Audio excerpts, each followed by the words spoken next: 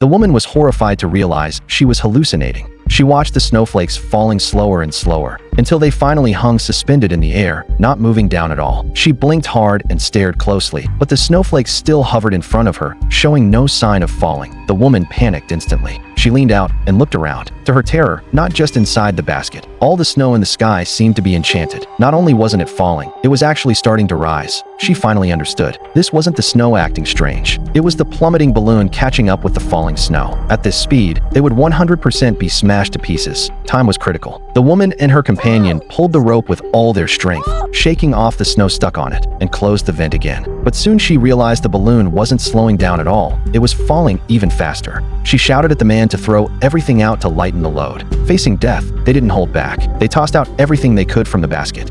Even their heavy coats had to go. Yet even so, their speed was still deadly to in the panic. The man suddenly had an idea. He told the woman to climb onto the metal ring, then grabbed a dagger and followed. He lay on the ring and began cutting the ropes holding the basket. One by one, the ropes snapped. The basket shook violently. Tilting in mid-air as he cut the last rope, the basket suddenly lost balance and jerked hard, nearly throwing them both out. The woman clung to the rope for dear life, fighting to keep her balance. She never would have imagined that the usually timid man, who only buried himself in research, was showing unbelievable courage right now. He walked on the narrow metal ring, moving carefully to the other side, and cut the last rope in seconds. With the heavy basket gone, the balloon finally slowed down. But the woman frowned. Based on experience, they were still falling too fast. At this rate, even if they survived, they'd be badly injured. The woman breathed heavily and suddenly made a bold decision. She stood on the edge of the ring, ready to sacrifice herself to lighten the balloon so the man could survive with the weather data. The man broke down. He screamed at her, "Either none of us dies, or we live together." While she was stunned, he grabbed the rope holding the balloon and sliced it with his knife.